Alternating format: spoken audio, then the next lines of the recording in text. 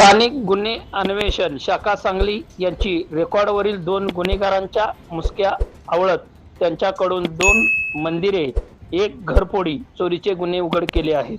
आरोपीची नावे अक्षय अर्जुन मोरे वय 28 राहणार गोंदिलवाडी तालुका पलूस, तर दुसरा आरोपी संभाजी राजाराम जाधव वय 30 विकास कारखाना तालुका पलूस आहे। या आरोपीकडून 12,07,518 किमतीचे 42 किलो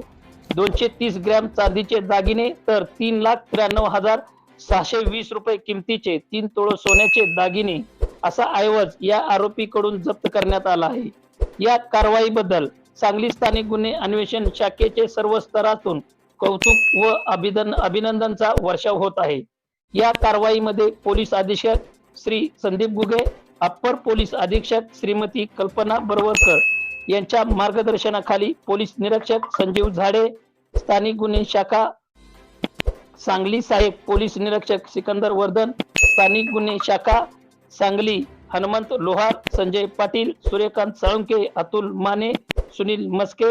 अभिजित ठाणेकर, ऋतुराज होळकर, प्रमोद साखरपे, सोमनाथ पतंगे, सुमित सूर्यवंशी, रोहन धस्ते, सुनील जाधव, शिवाजी शीत, सुशांत चिल्ले, गणेश शिंदे, स्थानिक गुन्हे शाखा सांगली अभिजित पाटील, अजय पाटील, सायबर पोलीस ठाणे सांगली हे सर्व अधिकारी एक टीम म्हणून काम केले आणि त्या कामाला यश आले